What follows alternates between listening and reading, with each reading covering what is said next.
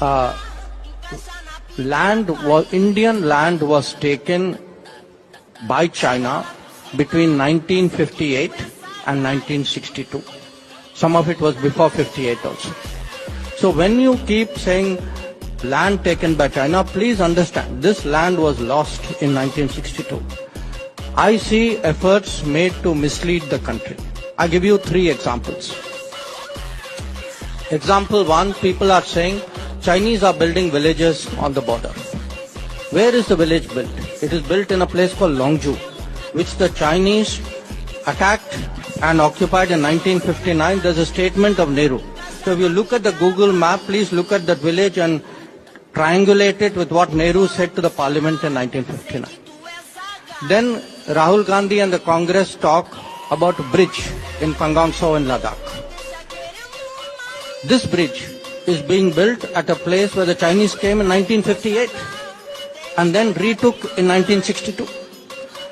Recently, I just saw Congress spokesman saying, the Chinese have built a road in Shaksgam Valley and this has great concerns for Siachen. Possibly it has concerns for Siachen. When was Shaksgam Valley occupied by whom? Shaksgam Valley was allowed by Nehru to be part of Pakistan occupied Kashmir, and Pakistanis handed it over to China in 1963. So the Congress party is holding Modi responsible for Nehru's actions in 1949 and for Bhutto's actions in 1963. But apparently they have no culpability. So I think we need to get the China issue right. Yes, there is a challenge from China. Yes, China has violated agreements and sent large number of troops to the border. But I think country should take pride in the fact, despite the COVID, we counter-deployed, we have sent troops in record numbers to the border. Those troops today at great heights, in great cold, in very tough conditions are holding their own. Country should be supporting the military. Country should not be running down the military.